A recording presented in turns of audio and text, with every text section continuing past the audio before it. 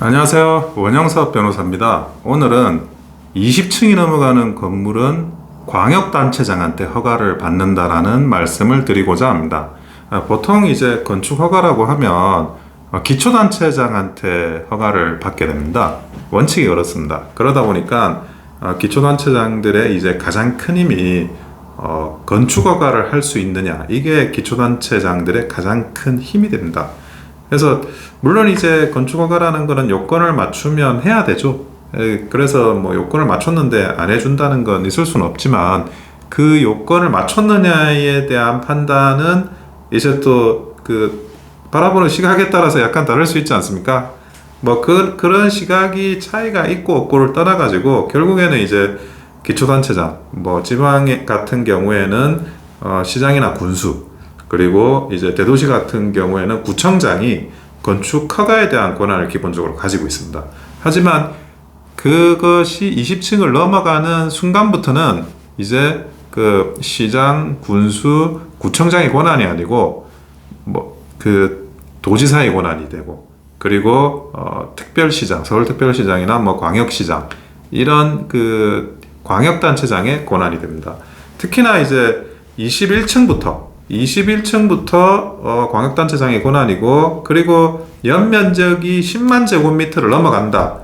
그러면 또 광역단체장의 권한이 됩니다. 그리고 연면적의 10분의 3을 증축을 하는데, 그렇게 증축이 됐는데 그것이 20층을 넘어가서 21층 이상이 되거나, 그리고 연면적이 10만 제곱미터를 또 넘어간다.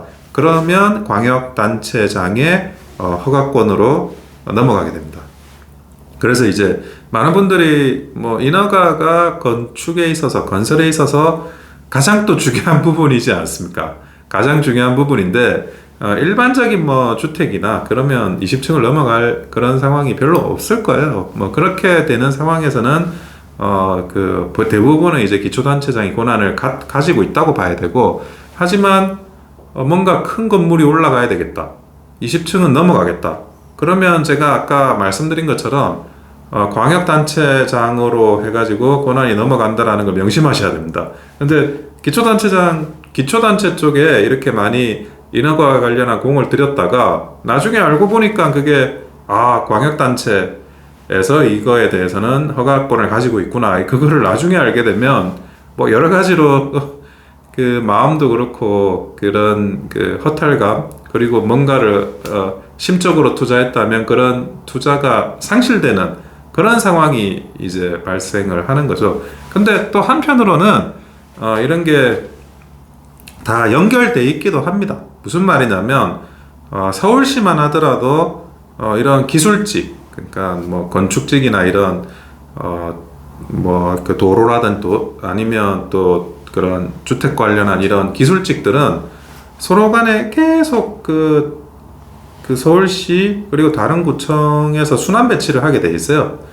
그거는 그럴 수밖에 없는 게, 뭐 모든 인프라라는 게 다 이어져 있지 않습니까? 그러다 보니까 어떤 한 사람이 어떤 부서에 뭐 행정직처럼 해당 구청에 뭐 계속 있다든지 그렇게 되는 게 아니고, 어떻게든 서로 교류를 하게 돼 있습니다. 그게 부서를 옮길 수도 있고 또 구청이든 시청이든 이렇게 왔다 갔다 할 수도 있고, 그렇기 때문에 뭐 기초단체 쪽에 기술직 건축 허가나 이런 거에 애를 썼다 그런다고 하더라도, 또 그 광역단체 쪽에 그런 허가 건축팀이나 이런 부서에서 또 물어보고 진행할 수도 있으니까요. 그런 부분에 대해서는 언제든지 또 열려있는 자세로 접근하실 필요는 있을 것 같아요. 하지만 기본적으로 20층이 넘어가는 건물, 10만 제곱미터가 넘어가는 그런 대형 건물들은 광역단체에서 허가권을 가지고 있다.